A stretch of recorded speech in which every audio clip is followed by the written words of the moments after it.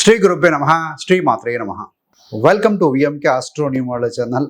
ఇవాళ ఈ వీడియోలో ఏంటంటే ముఖ్యంగా తుల రాశి వారి గురించిన జీవిత విశేషాలు, వారి గుణగణాలు, వారి లక్షణాలు, ఏ ఏ రాశుల వారితోటి వారి అభివృద్ధి ఉంటుంది, అదేవిధంగా వారికి తుల రాశి వారికి ఎన్ని సంవత్సరాల వయసులో బాగా డెవలప్మెంట్ అనేది ఒక బ్రేక్ ఈవెన్ పాయింట్ చూస్తారు. అదేవిధంగా ఈ యొక్క 2026 నుండి 2030 వరకు సో ఎలాంటి విషయాలలో వారికి గ్రోత్ ఉంటుంది, ఏ రకమైనటువంటి ప్రిడిక్షన్స్ జరగబోతున్నాయి, ఇవన్నీ కూడా సవివరంగా చూద్దామండి. చివరిలో ఆసక్తికరమైన విషయాలు మరియు రెమెడీస్ చూద్దాం. చివరిదాకా చూడగలరు. నచ్చితే లైక్ చేయండి, 10 మంది బంధుమిత్రులకు షేర్ చేయగలరు. తులారాశి సహజ బచక్రంలో మేషం నుండి మొదలు పెడితే తులారాశి అనేది 7వ రాశి అండి.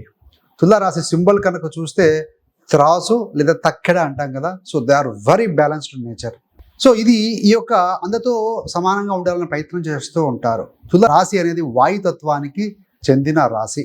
సో తులారాశి అధిపతి గ్రహం శుక్రుడు. శుక్రుడు అంటే సహజంగా ప్రేమ, కళ, సౌందర్యానికి సంబంధించిన గ్రహం. సో ఇందాక చెప్పుకున్నట్టుగా బ్యాలెన్స్ చేసేటువంటి నేచరు, కాబట్టి వాళ్ళకి చాలా సమతుల్యమైనటువంటి మనస్తత్వం కలిగిన వారు ఈ యొక్క తులారాశి వారు. వారు నా వారు, వీరు ఎదుటివారు అని కాకుండా సో అందరితో బ్యాలెన్స్డ్గా ఉండే ప్రయత్నం చేస్తారు. సో ఎప్పుడు బ్యాలెన్స్డ్గా ఉండాలో, ఎప్పుడు మౌనంగా ఉండాలో వారికి సహజంగా తెలిసి ఉంటుందండి. వీరి యొక్క నిజమైన తెలివితేటలు ఆ సమయాన్ని గుర్తించడం వల్లనే మనము చూడవచ్చు. సో 7వ రాశి అయినటువంటి ఒక తులారాశి ధర్మ, అర్థ, కామ్య అంటారు కదా. కామ్య భావానికి ప్రతీకగా ఉంటుంది. అందువల్ల వీరికి ప్రేమ, సంబంధాలు మరియు జీవిత భాగస్వామి మరియు వ్యాపార భాగస్వామి అనేది చాలా ముఖ్యమండి. తులారాశి వారు రొమాంటిక్, సరళమైన వారు మరియు నేరుగా మాట్లాడేవారు అని చెప్పవచ్చు. ఒకసారి ఏదైనా ఒక వ్యక్తి లేదా ఒక విషయంపై ఆశ కనుక పెట్టుకుంటే త్వరగా మనసు వెచ్చిస్తారు అని చెప్పవచ్చు. వీరి కళ్ళలో సహజమైన ఆకర్షణ అనేది ఉంటుంది, బికాజ్ శుక్రుడు అధిపతి కాబట్టి. సో ముఖంలో వారి ఫేస్లో తేలికగా నవ్వు ఉండటంతో వారికి దగ్గరగా ఉన్నవారిని బాగా ఆకర్షించగలుగుతారు. సో తులారాశి వాళ్ళలో కళా ప్రతిభ అనేది సహజ సిద్ధంగానే ఉంటుందండి. కొంతమందికి పాటలు పాడడం, నృత్యం చేయడం లేదా అందంగా మాట్లాడడం అనేది వీరికి పుట్టుకతో వచ్చినటువంటి ఒక విద్య అని చెప్పవచ్చు. వీరి జీవితంలో మరి జీవిత శైలి మరియు శుభ్రత చాలా ప్రాధాన్యం కలిగి ఉంటుంది శుక్రుడు కనుక. అయితే వీరి పెద్ద బలహీనత ఏంటంటే ఆలస్యం, లేట్ అనేది కాస్త ఉంటుంది. పని చేయాలని అనుకుంటారు కానీ అనేక సార్లు వాయిదా వేస్తూ ఉండడం వల్ల అదొక్కటి మైనస్ అండి. చివరికి చేయాలని నిర్ణయించుకున్నప్పుడు చాలా ఉత్సాహంగా చేయగలుగుతారు. సో ఆ ఉత్సాహం కొన్నిసార్లు సరిగా ఫలితం మీకు ఇవ్వకపోవచ్చు. అనుకూలమైనటువంటి స్నేహాలు అయితేనేమి, వివాహ సంబంధాలు అయితేనేమి ఏ రాశి వారితో అనుకూలంగా ఉంటుంది తులారాశి వారికి అన్నప్పుడు మొదటిగా తులారాశి వారికి వృషభ రాశి వారితో కూడా అనుబంధం ఉంటుంది. మీరు అడగొచ్చు షష్టాష్టకం కదండి అని, వృషభం నుంచి తులకి, కానీ రెండు కూడా శుభ షష్టాకాలు అంటారు. సో ఆ రాశ్యాధిపతి శుక్రుడు కనుక. తర్వాత మిథున రాశి వారితో మానసికంగా గొప్ప అనుసంధానం ఉంటుంది, కోణ స్థితిలో ఉంటారు వాళ్ళిద్దరు. కన్య రాశి వారితో కార్యజీవనం పరంగా చూస్తే సుస్థిరమైనటువంటి సంబంధం ఏర్పడుతుందని చెప్పాలి. మకరం వారితో, క్యాప్రికన్ వారితో కూడా బాగుంటుంది, కుంభరాశుల వారితో కూడా బాగుంటుంది. సో ఆ రెండు రాశులు కూడా ఉన్నతమైన సహకారాన్ని ఇస్తాయి ఈ యొక్క తులారాశి వారికి. సో కేంద్ర కోణాల్లో ఉంటాయి ఆ రాశులు. సో ఈ రాశుల వ్యక్తులను జీవితంలో ఎప్పటికీ విడవకూడదని ఇందాక చెప్పుకున్న రాశుల వారిని. సో వీరే మీ అదృష్టానికి తెచ్చిపెట్టిన ఒక తాళం చెవి లాంటి వారు అని చెప్పవచ్చు. మరి ప్రధాన జీవిత దశలు ఏ విధంగా ఉంటాయంటే, సో తులారాశి వారికి బుధగ్రహం చాలా ప్రాముఖ్యతనిస్తుంది. బుధుడు మేధస్సు, నిర్ణయము, మార్పు, సో వీటిలో చాలా ప్రభావం చూపిస్తూ ఉంటాడు. మొదటి పెద్ద జీవిత మార్పు అనేది 25 ఇయర్స్, 25వ ఏట వస్తుందని చెప్పాలండి.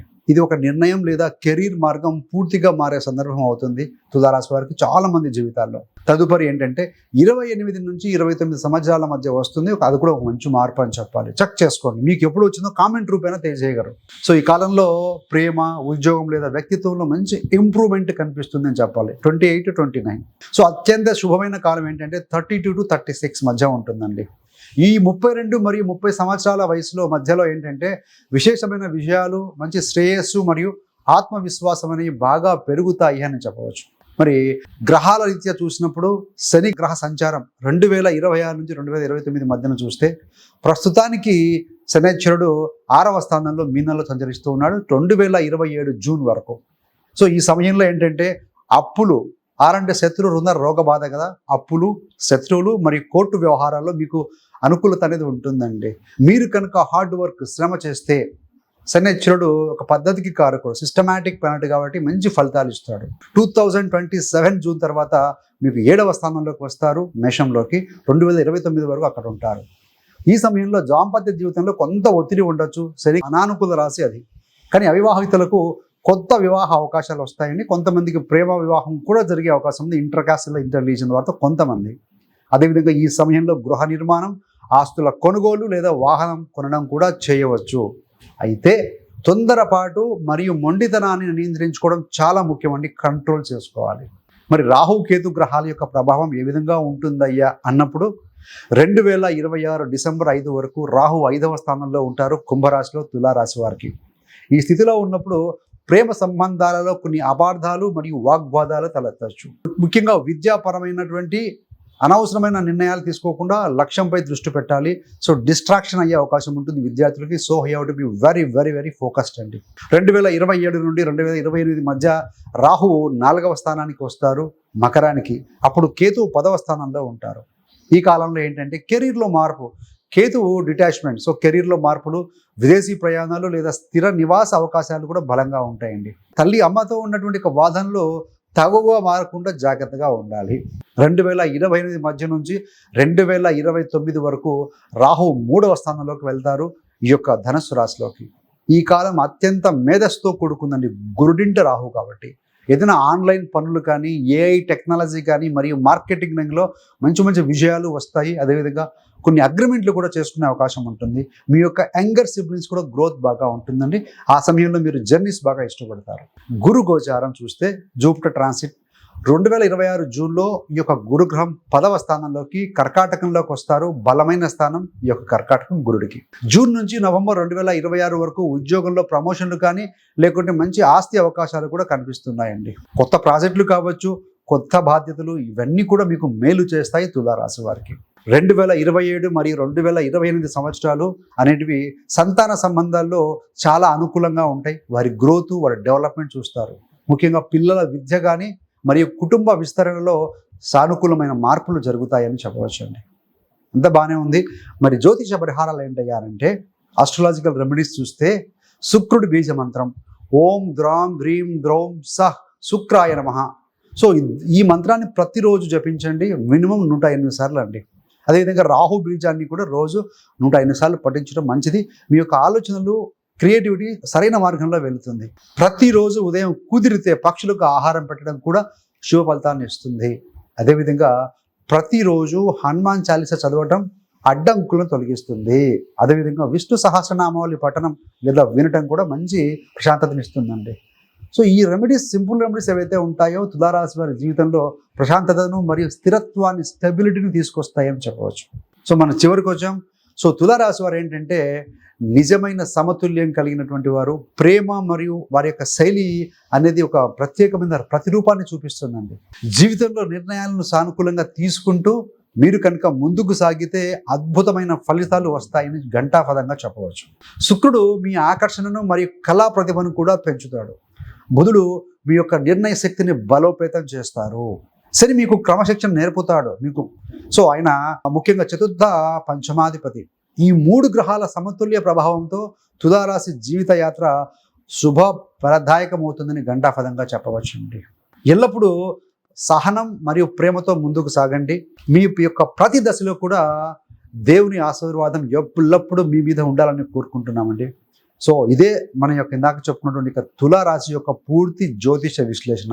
సో జ్యోతిష జ్ఞానంతో జీవితం సాఫల్యమై శాంతిగా ఉండాలని ఆశిస్తున్నాను. అదేవిధంగా ఈ యొక్క గ్రహాల యొక్క అనుగ్రహం అనేది ఎప్పుడు కూడా తులారాశి వారి మీద ఉండాలి.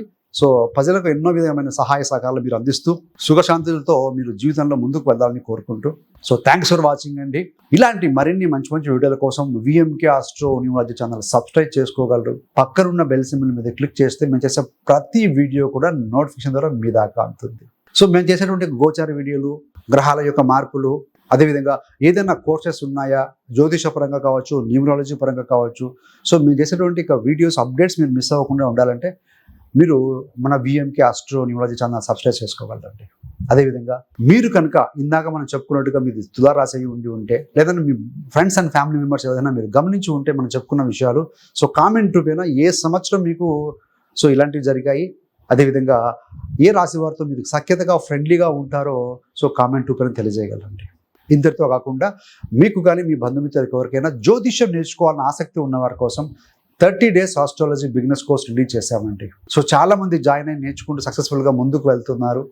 వారి గోచారము వారి యొక్క జాతకం వారే పరిశీలించుకుంటున్నారు. అలా మీకు కూడా ఏమైనా ఇంట్రెస్ట్ ఉంటే ఆ కోర్సును జాయిన్ అవ్వచ్చు. సో కోర్సు లింక్ డిస్క్రిప్షన్లో ఇవ్వడం జరుగుతుంది. ఎక్కడికో వెళ్ళాలి అవసరం లేదండి.